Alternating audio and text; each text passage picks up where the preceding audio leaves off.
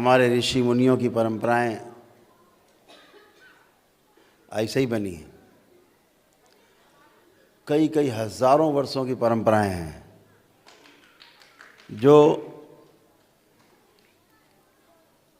हमको आज तक सूचनाएं दे रही हैं, वो परंपराएं कि ये ठीक है और ये ठीक नहीं है। ऐसा अनुभव से आया उनमें, वो अनुभव आज भी हमारे काम आता है। अगर वो अनुभव काम ना आता होता तो हम लोग कहीं जंगल जंगल में पड़े होते, है ना, खोज कर रहे होते कि पानी कहाँ से निकाला जाए, हैं, भोजन कैसे व्यवस्था की जाए, यही सब कर रहे होते। तो परंपरा से हमें जो मिला है उसके लिए जितने पीछे हमारे ऋषि मुनि रहे हैं, जितने हमारे महापुरुष रहे हैं, उन सभी को हृदय से बारंबार धन्यवाद है।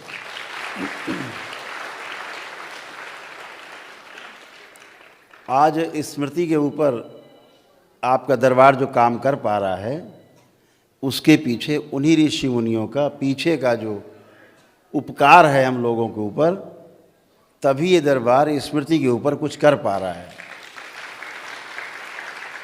अगर उनका उपकार नहीं होता तो हम लोग अभी ये करने के लिए 1000 साल लगता।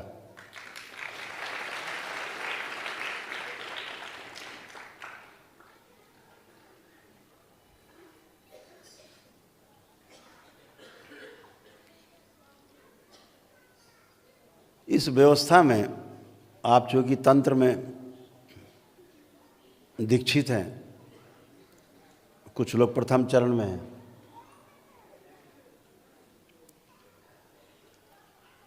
तो इस बात को समझना थोड़ा आवश्यक होता है कि तंत्र है क्या। पहली बार इस देश में ये प्रयोग हो रहा है कि गृहस्थ लोग तंत्र की दीक्षा लेकर के और इसको सफलतापूर्वक कर पा रहे हैं बगैर किसी नुकसान के, न स्वयं को नुकसान न दूसरे को नुकसान। क्योंकि तंत्र एक व्यवस्था है जिसके लिए घर बार छोड़ना पड़ता था, वो समय दूसरा था। और घर बार छोड़ के जाते कहाँ थे? परिवार छोड़ा, एक घर छोड़ा तो कहीं जंगल में बना लिया या किसी आश्रम में शामिल हो गए, वो भी घर हो गया। तो घर कहाँ छूटा? एक परिवार अपना छोड़ा, सैकड़ों परिवार आश्रम में होते थे, तो परिवार कहाँ छूटा? धन से दूरी बनाई, श्रम से दूरी बनाई, आश्रम में रह के वही करना पड़ता है। आश्रम में भी यही होता है।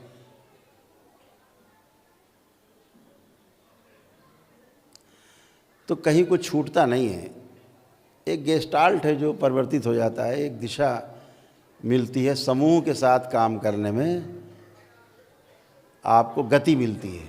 जैसे भी आपसे अकेले कहा जाए कि यहाँ से काशी विश्वनाथ जाना है तो आपके लिए समस्या हो सकती है थोड़ी, लेकिन अगर अभी हम सब लोग उठ के चल दें काशी के लिए तो किसी को समस्या नहीं है। तो फिर किसी को समस्या नहीं है, कट जाता है कि आदमी साथ में चल देता है। अब यहाँ साधना हो करेंगे, आप ध्यान करेंगे तो जिसमें ऊर्जा कम होगी बगल वाले की ऊर्जा ज़्यादा है, सबकी बराबर बराबर हो जाएगी और ध्यान आराम से कर पाते हैं।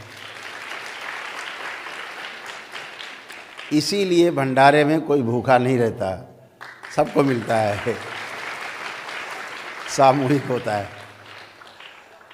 तो समूह में साधना करना, इसीलिए स्कूल कॉलेज गुरुकुल बने कि समूह में बैठ कर के विद्या अध्ययन करने से, समूह में बैठ कर के भोजन करने से, समूह में बैठ कर के अपने ध्यान साधना आदि पूजन पाठ करने के लिए उसका एक परिणाम ही अलग है, अलग परिणाम है।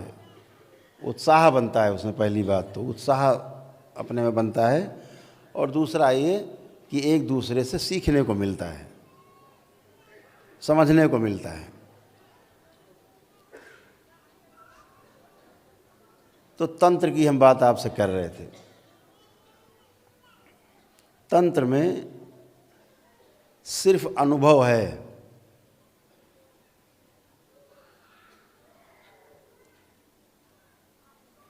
तंत्र एक व्यवस्था है, प्राकृतिक व्यवस्था है। भगवान शिव ने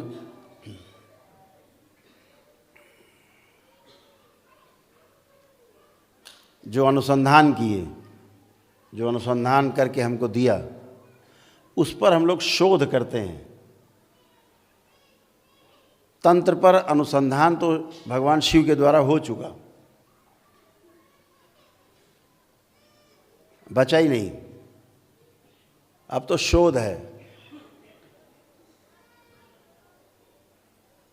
हम लोग भी जो कर रहे हैं वो सब शोध है, क्योंकि भगवान शिव तो सब करके दे चुके।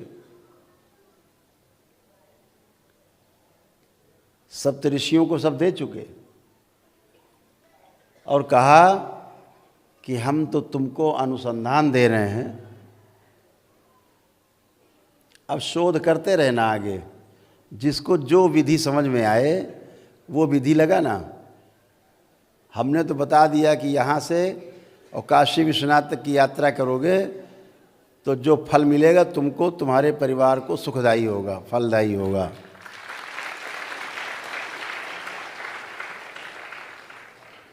अब तुम जूते पहन के यहाँ से वहाँ तक जाते हो कि नंगे पैर जाते हो, कि कुछ खा पी के जाते हो, कि उपवास करके जाते हो,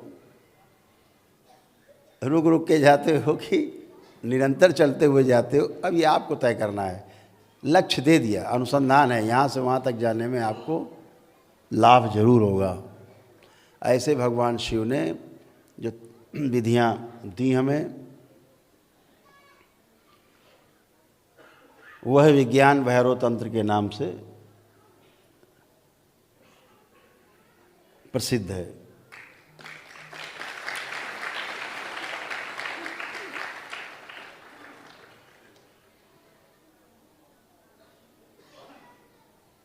अनुसंधान क्या है और शोध क्या है, दोनों सुनने में एक जैसे लगते हैं। दोनों ही शब्दों से अगर ध्यान देंगे कि उन्होंने अनुसंधान किया है या उन्होंने शोध किया है, शब्द एक जैसे लगते हैं, लेकिन दोनों के अर्थ भिन्न हैं। अनुसंधान का अर्थ है कि जो मनुष्य जाति के सामने कभी भी कोई चीज़ नहीं आई, किसी के द्वारा नहीं किया गया, परंपरा से हमें नहीं मिला है पीछे से, तो उसे अनुसंधान कहते हैं, जो पहली बार प्रकट होता है। और जो हमें परंपरा से मिला हुआ है, जैसे भगवान शिव से मिला हुआ है, तंत्र की विधियां मिली हुई हैं, उन विधियों पर हम आगे काम करें, खोज करें, उसे शोध कहते हैं। तो जो पहली बार हुआ आविष्कार, उसे अनुसंधान कहते हैं। और आविष्कार हो गया, उसके बाद उस पर तमाम खोज करते रहो, बढ़ाते रहो चीज़ों को, और अच्छा करते रहो, ये शोध हुआ। दोनों में वो रिसर्च है। तो जैसे स्मृति विज्ञान है, जिस पर दरबार आपका काम कर रहा है, ये तो था ही, बस लुप्त था। इस कलयुग में यह स्मृति विज्ञान लुप्त था।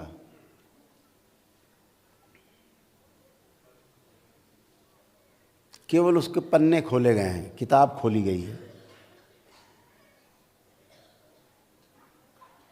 स्मृतियों से रोग और स्मृतियों से ही स्वास्थ्य, ये दरबार का अनुसंधान है।